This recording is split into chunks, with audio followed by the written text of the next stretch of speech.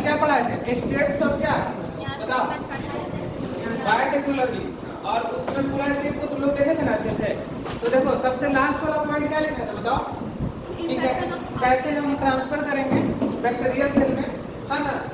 तो आज जो हम लोग का टॉपिक होगा उसका नाम क्या है बताओ? Indirect method, direct method. हाँ, तो इनडायरेक्ट मेथड है और एक डायरेक्ट मेथड है। तो देखो इनडायरेक्ट मेथड में क्या था बताओ? Gene transfer for use, gene transfer बिना किसके, वेक्टर के थ्रू ना। हाँ। और डायरेक्ट में किसमें बताओ? वेक्टर में। अब देखो सबसे पहला प्रोसेस कौन है बताओ? जीन ट्रांसफरिंग का बैक्टीरिया। हेडिंग का नेम क्या है? Gene transferring bacteria.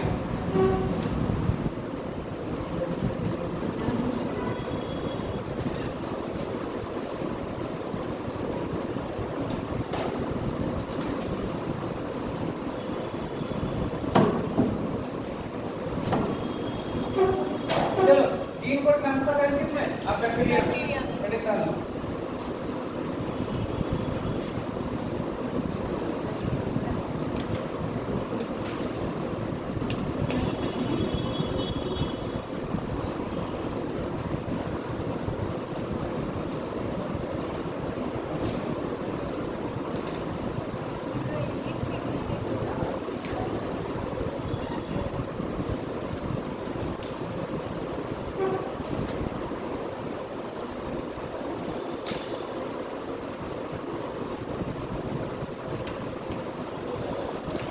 कौन डीएनए? इसको ट्रांसफर किसमें करना है बताओ? बैक्टीरिया में। तो बनाओ पहला।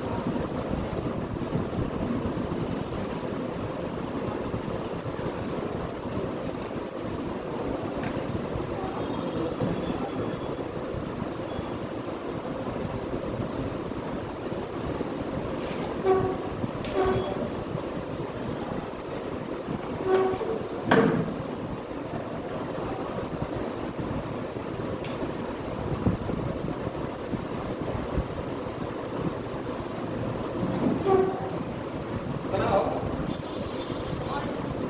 ये ऐसे जाएगा, अभी अब नीचे आ जाएगा। ठीक है ना? या फिर कॉपी को ऐसा करके बना दो।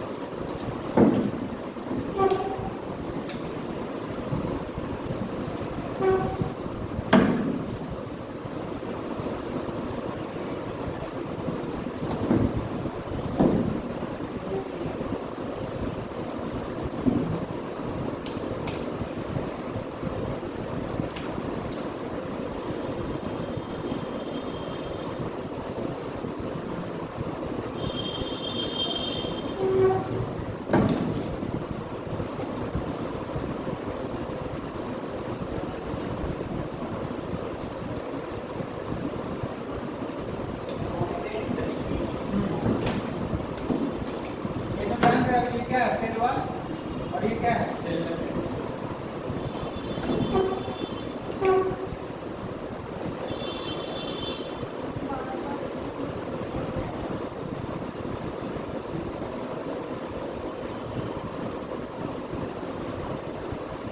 देखो वो डायग्राम हो गया ना, इसके बाद का आगे वाला डायग्राम कहाँ से, यहाँ से देखो, इसी में एरो ना करना।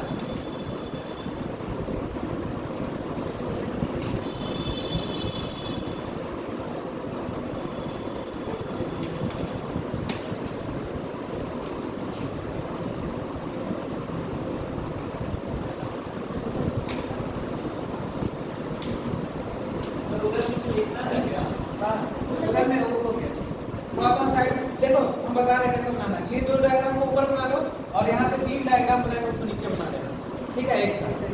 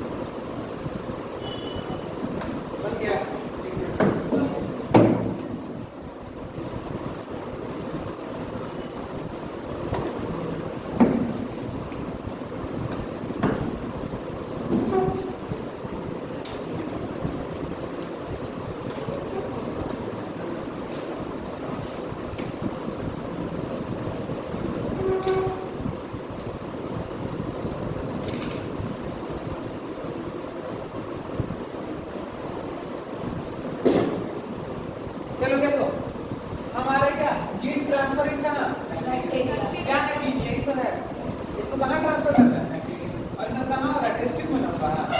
अब हमको एक बात बताओ कि हम बताया कि डीएनए मैक्रोमोलेक्यूल या फिर मैक्रोमोलेक्यूल है हाँ Micromolecule. क्या है Micromolecule. कौन बोल रहा है जरा बताओ ये तो मैक्रोमोलेक्यूल है यही पढ़ा है बताओ तो क्या है मैक्रोमोलेक्यूल मॉलिक्यूलर कलम में सब भूल गया। देखो अब देखो इसमें क्या क्या रहता है फॉस्फेट ग्रुप रहता है नहीं होता है अब फॉस्फेट ग्रुप रहता है तो फॉस्फेट ग्रुप के कारण किस नेचर का होता है हाइड्रोफिलिक भी बताया थे किस नेचर का होता है फॉस्फेट से किस नेचर का हाइड्रोफिलिक नेचर का। देखो हमको इस रिकॉम्बिनेंट डीएनए को कहां घुसाना है इस बैक्टीरिया से लेकिन रिकॉम्बिनेंट डीएनए कैसा है मैक्रोमोलेक्यूल है और उसके पास कौन सा ग्रुप है फॉस्फेट है और फॉस्फेट होने से कैसा हो गया हाइड्रोफिलिक नेचर का क्या कभी घुस पाएगा इसमें नहीं घुस पाएगा तो ये इनडायरेक्ट का मेथड है कि डायरेक्ट का मेथड है इनडायरेक्ट का है। अब हमको तो किसी न किसी तरीका से इन कराना है इस पूरे डायग्राम से पता चल रहा लास्ट में घुस गया है प्रोसेस बाय प्रोसेस। देखो अब देखो क्या कर रहा है देखो हमको इसको अंदर डालने के लिए सबसे पहले हम इसमें क्या करते हैं एक डाइवैलेंट क्या केटायन कैल्शियम 2+ क्या करेंगे कैल्शियम 2+ को हम किसके अंदर इन कर देंगे इसके अंदर डाल देंगे तो डाल देंगे।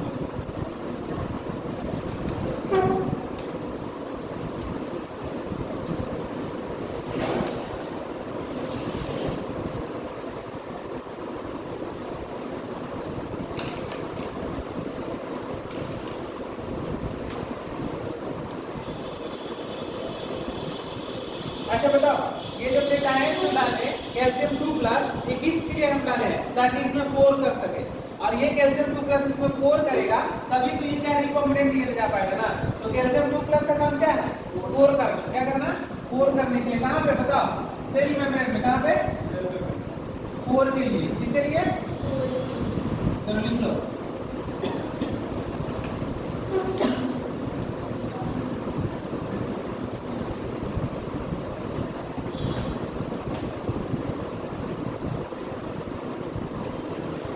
अब देखो ये कैल्शियम डाइवैलेंट केटायन Ca क्या है बताओ +2 और यहाँ पे क्या है डीएनए बताओ निगेटिव कैसा हो गया डीएनए निगेटिव और कैल्शियम कैसा हो गया पॉजिटिव। अब आ जाएगा डीएनए पॉजिटिव निगेटिव का चीज आ गया यहाँ पे कंफर्म। तो कैल्शियम 2+ तो क्यों नहीं है बताओ निगेटिव और कैल्शियम 2+ क्या करेगा इसके वॉल में छेद करेगा और क्या करेगा पोर बनाएगा तो ये रिकॉम्बिनेंट डीएनए जो बना है ये अंदर आ जाएगा।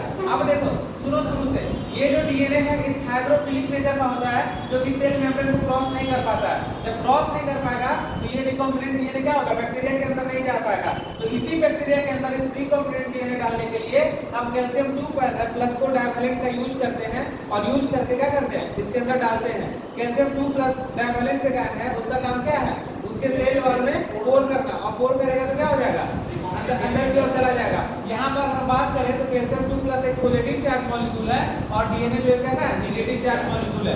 ये पहला प्रोसेस समझ में आ गया। अब देखो अब क्या हुआ सेकंड प्रोसेस में सबसे पहले देखो इसका अटैचमेंट हो गया किसके साथ बताओ अटैच हो गया। अब ये अटैच हो गया किसके कारण से अटैच हुआ अब देखो यहाँ पे एक बीकर लिए और बीकर में क्या डाल दिए बताओ कितना का टेम्परेचर यहाँ पे 0 डिग्री सेल्सियस का क्या है आइस है ठीक है ना। अब ये कैल्शियम 2+ इसके वॉल पे लग गया ना।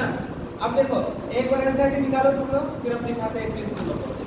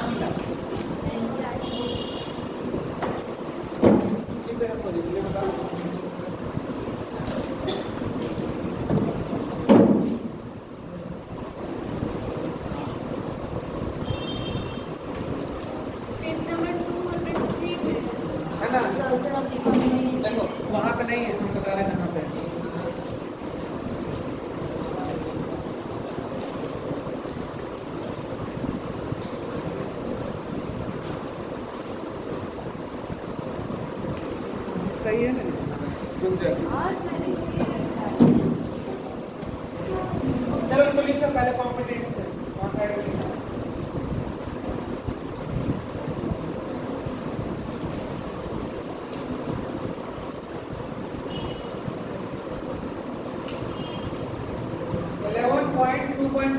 देखो पढ़ो यहाँ पे, और ये पैराग्राफ अगला वाला फर्स्ट पैराग्राफ खत्म होने का, ठीक है ना। सब निकाल के रखो, हम बता रहे हैं यहाँ पहले।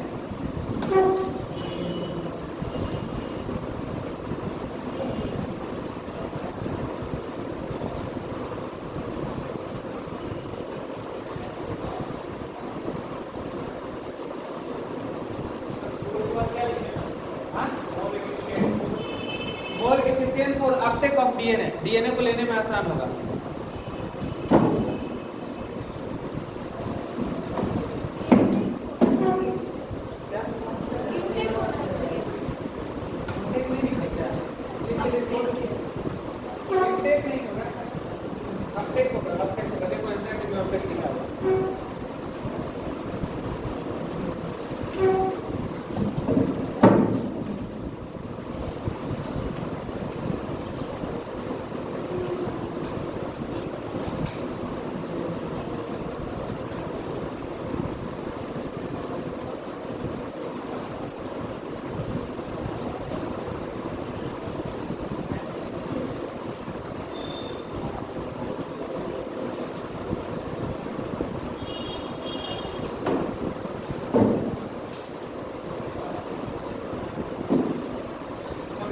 अब आ जाओ जल्दी से।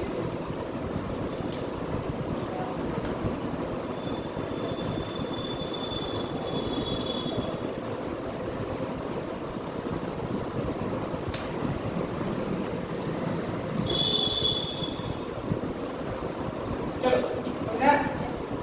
अब देखो सुनो, यहाँ देखो इफी कैसे बोलते हो उसको, सुनो यहाँ देखो क्या हो गया। हम सबसे पहले क्या डाले, डाइवैलेंट कैटायन डाले, क्यों डाले, बोर्ड बनाने के लिए।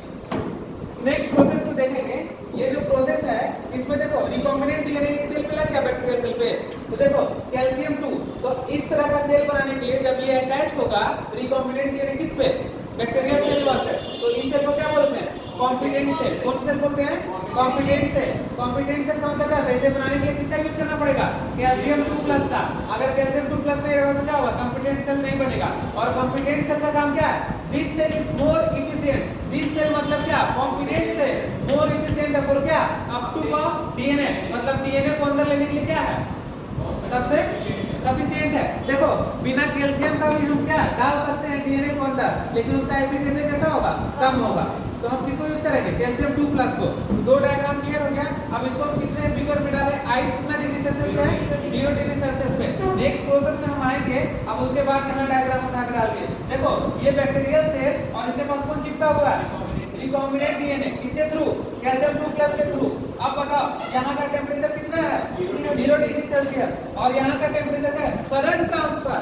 सडन ट्रांसफर, सपोज दैट मानो कि हम तुमको बहुत जगह ठंडा में रखे हुए, आइस में रखे हुए, और वहां से उठा के तुरंत गर्मी में डाल दे, तो तुम्हारे ऊपर इफेक्ट होगा कि नहीं होगा। तो देखो क्या लिख रहा है, इस 0 डिग्री सेल्सियस को हम सडन ट्रांसफर कर रहे हैं, ये नहीं कि 1 मिनट के बाद धीरे धीरे धीरे कर रहे हैं, तब तक तो ये जान जाएगा ना कि हमको धीरे धीरे ट्रांसफर कर रहा है। तो इसको क्या कर रहा है, तुरंत ट्रांसफर कर रहा है। कहाँ पे, 0 डिग्री से कहीं पे भी तुम 42 डिग्री पे लाएगा तो इसको होगा ना, तो इसके सेल पे तो कुछ असर पड़ेगा। तो जैसे हम सडन ट्रांसफर किए, इसका सेल क्या हो गया, ब्रेक हो गया। देखो यहाँ ब्रेक हो गया। अब ये ब्रेक हुआ कितना देर के लिए डाले, मात्र 2 मिनट के लिए डाले। कितने डिग्री से, 0 से 42 पे, कितने देर के लिए, 2 मिनट के लिए। ये सडन गया, अगर धीरे धीरे करते तो ये बैक्टीरिया सेल पहचान जाता कि हमको धीरे धीरे डाल रहा है, तो आदत हो जाता। तो इसको तुरंत डाले, और तुरंत डालने के बाद क्या कर दिया, फिर बताओ, फिर किस में ट्रांसफर कर दिए, 42 डिग्री से। देखो अब देखो जैसे हम यहाँ करिए 42 डिग्री हुआ, 0 से 42 में आया, तो इसका सेल तो डैमेज हुआ होगा। जैसे ही सेल डैमेज होगा क्या होगा, रिकॉम्बिनेंट डीएनए अंदर की ओर चला जाएगा। समझ गए बात को। लेकिन अगर हम 2 मिनट से इसको 20 मिनट कर दें तो क्या होगा बताओ, पूरा खत्म हो जाएगा ना कहानी इसका। तो सडन किए मतलब तुरंत किए और तुरंत हटाए, तो थोड़ा छेद हुआ और ये रिकॉम्बिनेंट डीएनए अंदर चला गया। सडन ट्रांसफर कितना बताओ, फिर इसको क्या करें, ट्रांसफर यहाँ 42 नहीं होगा, यहाँ 0 डिग्री सेल्सियस।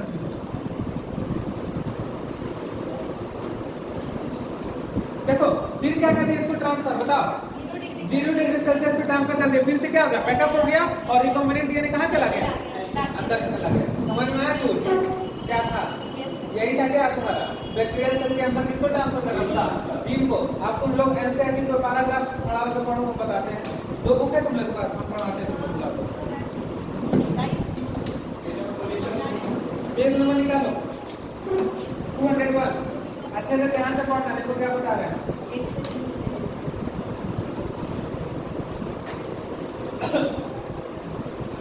मेरा टॉपिक का नाम है क्या, जीन ट्रांसफरिंग का बैक्टीरिया, और एनसीईआरटी का टॉपिक का नाम है competent host for transformation of recombinant DNA. सुनेगा लाइन को अच्छा से।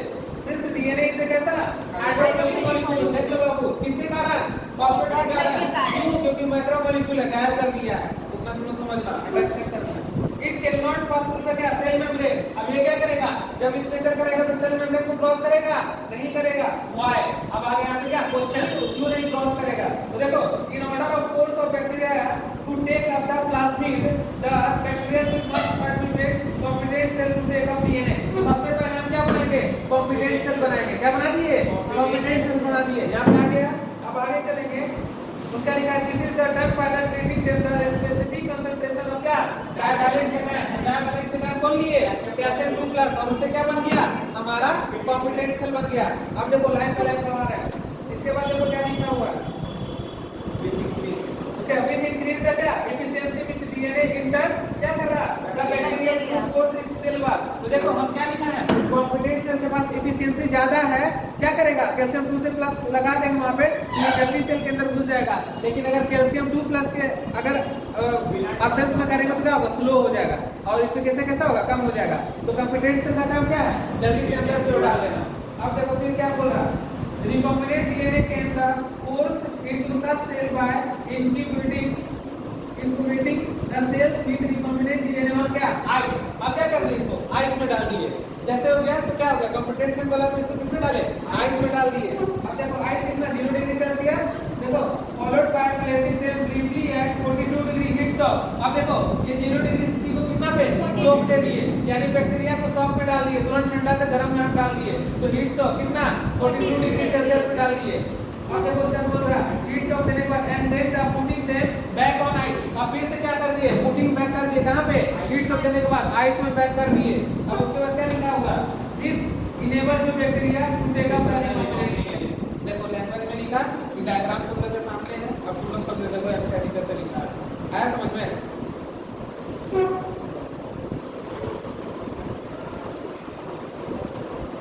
क्लियर हुआ, ठीक है ना। तो देखो ये यहां से लेकर ये जो डायग्राम है 1 2 और ये 3, ये तीनों को कैसा बोलेंगे, हीट सोक मेथड। कैसा बोलेंगे, हीट सोक मेथड। लिख लो, हीट सोक ट्रीटमेंट बोलते हैं। इस तीनों डायग्राम को क्या बोलेंगे, हीट सोक ट्रीटमेंट। लिख लेना था, कौन ट्रीटमेंट हुआ आपका, हीट सोक ट्रीटमेंट।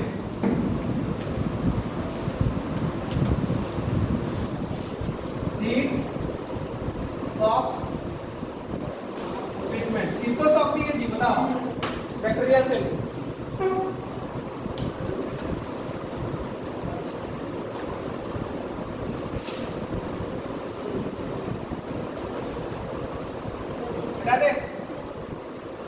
किसी को दिक्कत है पूछो।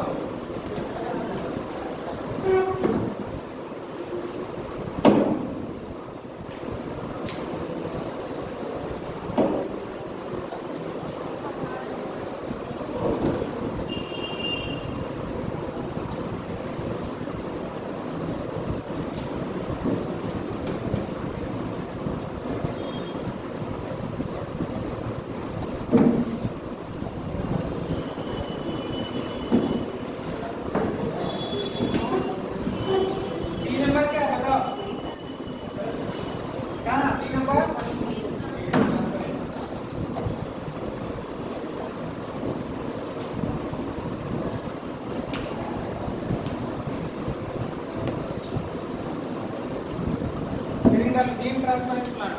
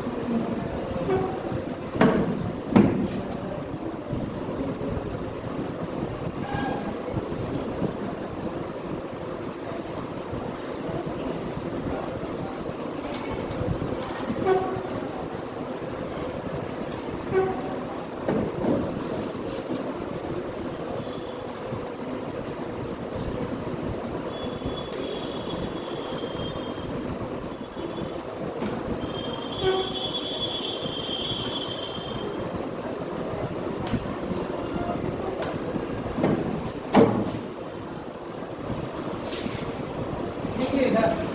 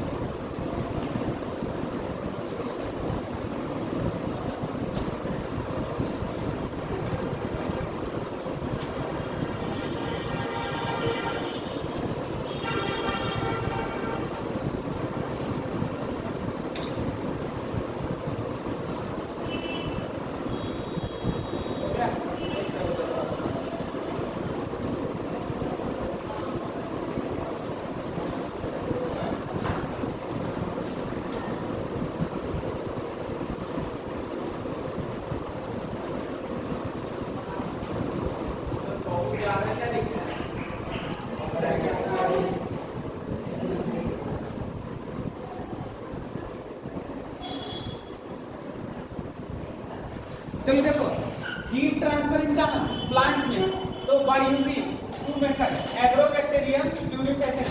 देखो इसका जो सेल्स होता है उसमें मेन डीएनए होगा और एक जो क्या होगा टीआई प्लाज्मिड।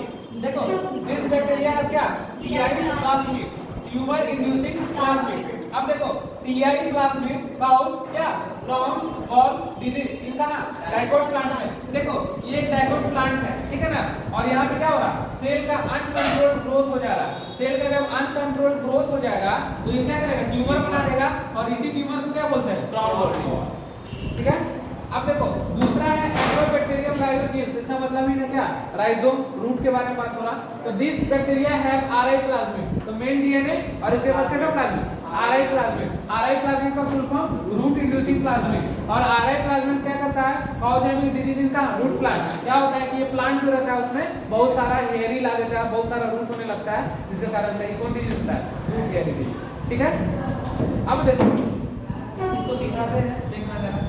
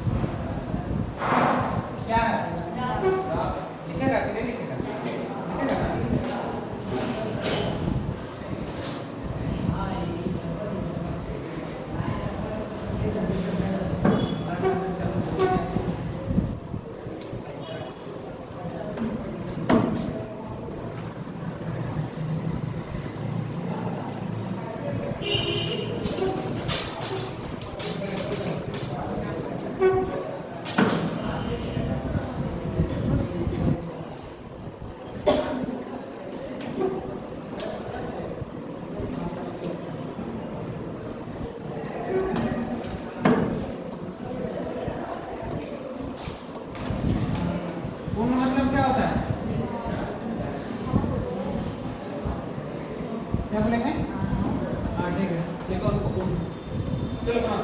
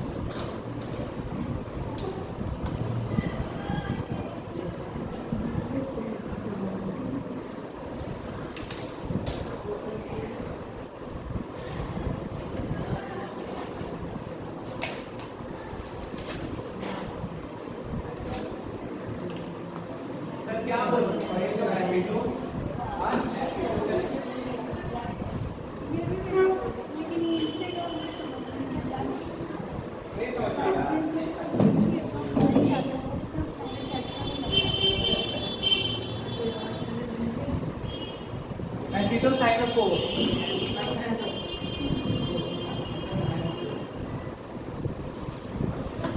एसिडोसाइनकोन लिखो, फिर से लिख दे। देखो अब सुनो बात को, ये क्या प्लांट है और ये प्लांट का कैसा डैमेज पार्ट, और डैमेज पार्ट को क्या बोलते हैं, वुंड। ठीक, अब यहाँ क्या है, बैक्टीरिया। जैसे ये डैमेज पार्ट हुआ, वुंड हुआ, और उस वुंड से क्या निकल रहा है, chemical. This chemical is name क्या, एसिडोसाइनकोन। क्या है, साइनकोन, एसिडोसाइनकोन। और ये एसिडोसाइनकोन क्या करता है, इस बैक्टीरिया को मूव कराता है, कहाँ पे, वुंड वाला पार्ट के पास। क्या करा करता, बैक्टीरिया को मूव।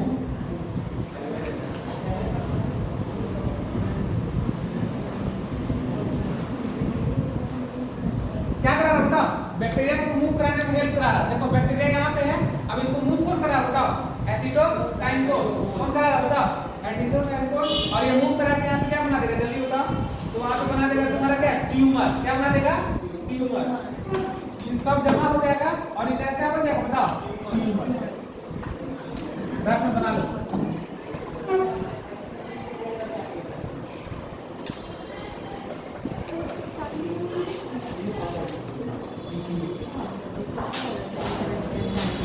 समझ में आया, ये समझ में आया, आ गया ना, तो निकल में ना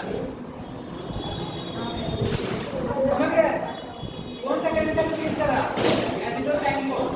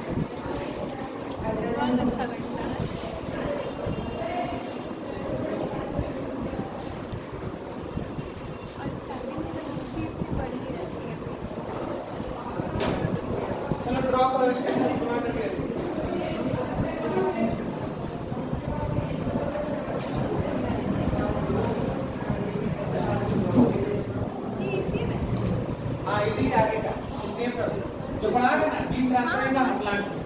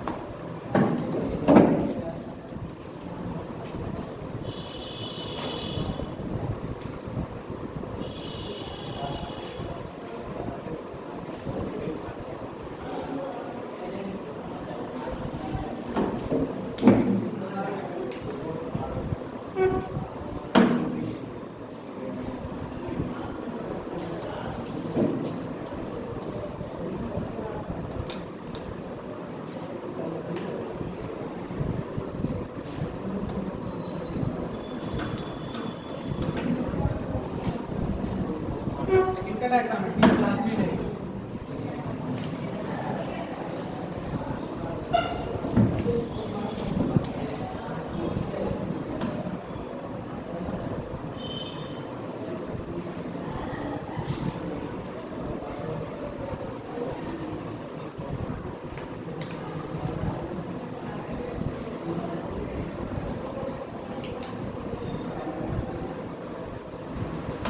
तो क्या है?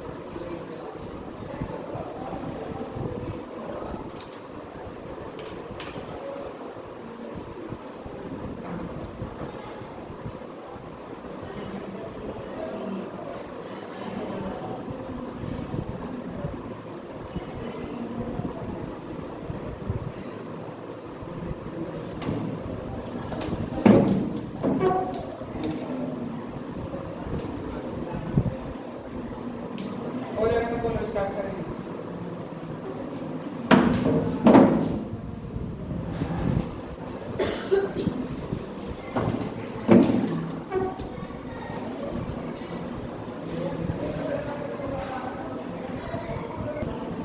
देखो डायग्राम देखिए क्या समझ में आ रहा है, देखो एक बार दोस्तों जल्दी से।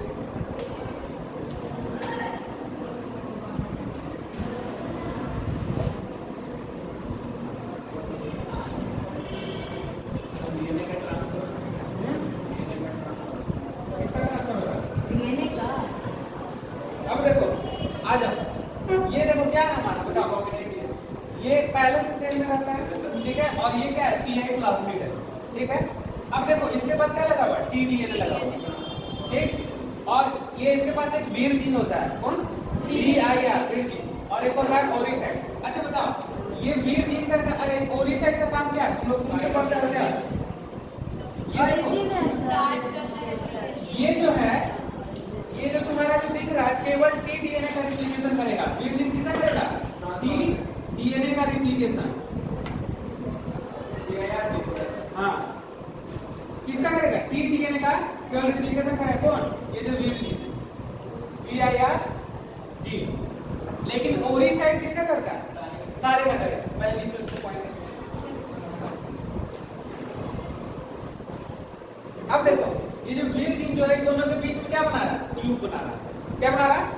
अब देखो यहाँ क्या किए कि हम जो ये जो प्लाज्मिड है इसको कट लगा, यहाँ से क्या निकल गया, इसको क्या बोल रहे हैं, यहाँ देखो रेड वाले को टीआई जीन बोल रहे हैं। अब देखो जैसे इस तरह का निकाले, यहाँ से हम इस पूरे टीडीएनए को निकाल दिए। अब इस टीडीएनए को हमको इसमें ट्रांसफर करना है, कहाँ, डाइकोट प्लांट सेल में। लेकिन ट्रांसफर करने के लिए हमको ट्यूब चाहिए। इस ट्यूब को बनाने का काम कौन करेगा, ये ट्यूब बनाया, और ये जो तुम्हारा जो दिख रहा है टीडीएनए वो इंटर कर गया किसमें, डाइकोट प्लांट, इंटर कर गया। अब ये इंटर किया तो डाइकोट प्लांट के पास अपना डीएनए होगा। ये डीएनए में क्या किया, ये टीडीएनए डाइकोट प्लांट के डीएनए के साथ क्या कर गया, इंटीग्रेट, मतलब ऐड हो गया। क्या हो जाएगा बाबू, इंटीग्रेटेड हो गया, ऐड हो गया। जब ये ऐड हो गया इनटू कहां, प्लांट सेल में, तो देख लीजिए क्या, अब आगे का डायग्राम को हम देखें तो इसके डीएनए में देखो एक अपना ओरिसाइट तो पक्का होगा जो भी रिप्लिकेशन करेगा। अब देखो जब ये टीडीएनए के साथ इंटीग्रेट हुआ तो इसके डीएनए में कैसा चेंजिंग आया, यहाँ देखो टीडीएनए पूरा जुट गया, आगे जुट गया। इसको क्या बोलेंगे, टीआईजी बोलेंगे, यही तो बोल रहे हैं टीआईजी। क्लियर। अब ये टीजीआईजी है, जब जीन है तो आरएनए बनेगा, प्रोटीन्स बनेगा, और प्रोटीन बनेगा तो एंजाइम तो बनाएगा। इतना तो बात जानते हो। जैसे ये प्रोटीन्स एंजाइम बनाया तो यहाँ पे दो तरह का हार्मोन्स को बनाता है, पहला को बोलते हैं ऑक्सिन और दूसरा को बोलते हैं साइटोकिनिन।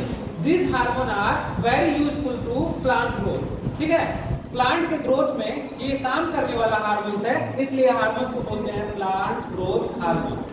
अब ये दोनों का अमाउंट तो प्लांट में लिमिट है कि इतना ही रहेगा, लेकिन अगर इसके अमाउंट का अनकंट्रोल ग्रोथ हो जाएगा तो ये किसका फॉर्मेशन कर देगा? ट्यूमर का फॉर्मेशन। यहाँ तक ये अनकंट्रोल ग्रोथ हुआ और ये ट्यूमर का फॉर्मेशन कर दिया। अब हमको क्या करना है कि इसमें क्या करना है, तुम्हारा डिजायर्ड जीन को लाना है। किसको लाना है? ये तो तुम्हारा क्या है, ये तो तुम्हारा खराब जीन है, ये तो गाउस कर रहा है डिजीज, जो ट्यूमर बना रहा है। अब हमको वहां पे क्या करना है, डिजायर्ड जीन को जोड़ना है। क्या करेंगे, क्या करेंगे? हटाएंगे। तो देखो ये जो प्लाज्मिड है यहाँ पे पहले से तो सारा चीज है, अब हमको यहाँ पे क्या करना है, डिजायर्ड। ठीक, ये तो ट्यूमर इंड्यूसिंग काम कर रहा है, ट्यूमर का फॉर्मेशन कर रहा है, तो हम इसको क्यों रखेंगे भाई?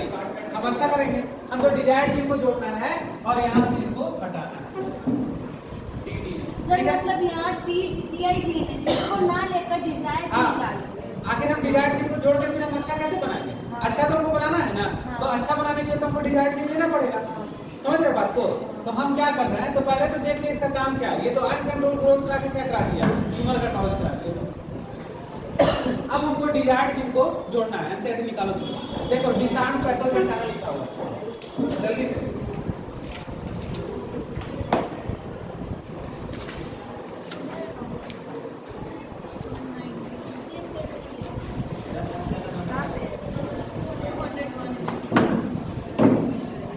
ये हमारा कौन जीन है बताओ? टीआई जीन है कि नहीं? यहाँ पे टीआई जीन था।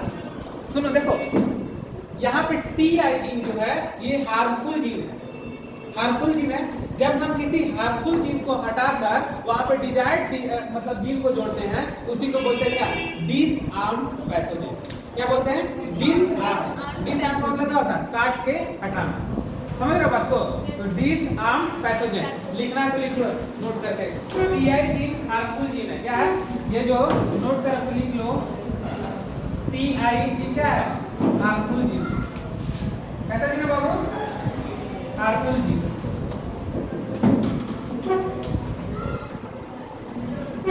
हार्मफुल जीन है, इसी को हटाना क्या कराता है? इसको हटाना, इसी को डिसआर्म पैथोजेन। क्या बाबू? Disarm pathogen.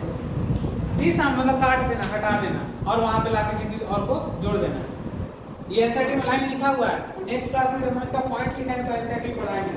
देख लो अब ये क्या कर रहा है, ये टीआई प्लाज्मिड जो है, यहाँ पे टीआई जीन जो जुड़ा, ये एक हार्मफुल जीन है, इसको हम कट करके हटा रहे हैं। और हम जब इसको कट करके हटाएंगे, इसी पूरा प्रोसेस को बोलते हैं डिसआर्म पैथोजेन। ये अब ये देखो यहाँ पर कौन सा जीन था? देखो वहाँ पे टीआई जीन था ना, हम इस टीआई जीन को क्या कर दिए? कट करके हटा दिए। और ये हमारा क्या है? डिजायर्ड। यानी अच्छा जी, अब इसको लाना है। अब यहाँ पे क्या है? विरजिन है, ये ट्यूब बनाने का काम करेगा कि नहीं करेगा? ये तो ट्यूब बनाने का काम करेगा। अब देखो ये विरजिन फिर से ट्यूब बना रहा और ये क्या करता है? इसका तो रिप्लिकेशन कराता है, बताओ।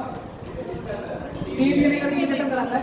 अब देखो यहाँ से यहाँ को ट्रांसफर करना है, ये भी टीआई प्लाज्मिड है, यहाँ से यहाँ ट्रांसफर करना है, तो ये विरजिन के थ्रू क्या बन गया? ट्यूब बन गया। यहाँ पर हम डिजायर्ड जीन को जोड़े तो स्ट्रक्चर ऐसा बन गया और ये कहाँ ट्रांसफर हो गया?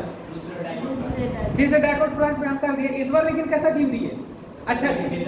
उससे पहले ट्यूमर वाला कॉजिंग जीन था, ट्यूमर इंड्यूसिंग कॉजिंग जीन, लेकिन हम उसी ट्यूमर इंड्यूसिंग जीन को हटा के और उसके जगह पे डिजायर्ड जीन जोड़ के फिर से हम डाइकोट प्लांट में डाल दिए। अब ये जब डाइकोट प्लांट में हम डाले तो देखो जैसे ये डाइकोट प्लांट में गया तो ये डीएनए का अपना प्लांट सेल है। देखो ये क्या किया? टीडीएनए के साथ इंटीग्रेट हो गया इनटू कहाँ पे? प्लांट के सेल में। जैसे इंटीग्रेट हुआ तो यहाँ पे क्या आ गया? डिजायर्ड जीन आ गया। यानी कैसा जीन बन गया बताओ? अच्छा बात मुझे बढ़िया क्लियर हुआ कुछ? देखो एक और मैसेज ध्यान से दो। अब देखो इसमें अपना ओरी साइड, इसमें अपना ओरी साइड रहेगा, तो ओरी का काम ही क्या है? रिप्लिकेशन कराना। और ये क्या करेगा? रिप्लिकेशन कराएगा। सर तो वो जो ये डिजायर्ड जीन को तैयार कर रहा है, ये विड्रॉ हो रहा है कि किसी प्लांट में ही कर रहा है? बाहर कर रहा है प्लांट। ये और उसके बाद तैयारी करके फिर डाइकोट प्लांट में डालना। उसको बताएंगे नेक्स्ट क्लास में, बताएंगे अभी नहीं बताएंगे तुम लोग को। तो देखो ये जो चल रहा है ये नेचुरल जेनेटिक्स है। कैसा है? नेचुरल जेनेटिक इंजीनियरिंग है। लेकिन कैसे होता है? प्लांट में हम डालते हैं कि प्लांट के किस पार्ट में डालते हैं। अगर प्लांट में डालेंगे तो कोई फायदा होगा? प्लांट में अगर डालते हैं तो यानी इसके किस में डालेंगे, जहाँ से सीड का प्रोडक्शन होगा उसमें अगर हम डालेंगे तब ना। अब जो सीड आएगा वो सीड से जो नया प्लांट निकलेगा फिर उस प्लांट को हम क्या कराएंगे, ग्रो कराएंगे, तो फिर बहुत सारा प्लांट बन जाएगा ना। तो ये हमारा बात है क्या, देखो तो मेरा मेन काम था क्या, डिशांट पैथोजन को जानना, समझ गए। तो फिर से एक बार सुन लो, ये टीआई जीन था, प्लांट को ट्रांसफर करना था, लेकिन ये बेकार का जीन है, हार्मफुल जीन है, इसको हटा के, इसी को हटा के, बस इतना ही पार्ट हटा के हम डिजायर्ड जीन को जोड़ के और फिर आगे का प्रोसेस स्टार्ट कर दिया। क्लियर हो गया? किसी को डाउट जल्दी पूछो, जल्दी बोलो, जल्दी बोलो। नहीं करते नेक्स्ट क्लास में पूरा क्लियर पता चलेगा कि हम इसको प्लांट में डालते हैं कि प्लांट के किस पार्ट में डालेंगे। अरे कौन सा होता है प्लांट के किस पार्ट में डालेंगे, एंथर या ओव्यूल में डालेंगे, एंथर्स में डालेंगे या ओव्यूल्स में। ओव्यूल क्या बनाता है, सीड बनाता है कि फ्रूट बनाता है, सीड्स बनाता है ना। जब वो ओव्यूल्स में हम अगर इसको डाल देंगे तो सारे सीड्स में आ जाएगा और उस सीड्स को निकालेंगे बाहर, बाहर क्या करेंगे, ग्रो करा देंगे, तो नया प्लांट बन जाएगा। समझ गए बात को? तो इस तरह से हम जीन का ट्रांसफर करते हैं कहाँ पे, प्लांट, कहाँ करते हैं, प्लांट। तो इसका जो नोट्स है वो नेक्स्ट क्लास में लिखाएंगे और एनसीईआरटी में पढ़ाएंगे।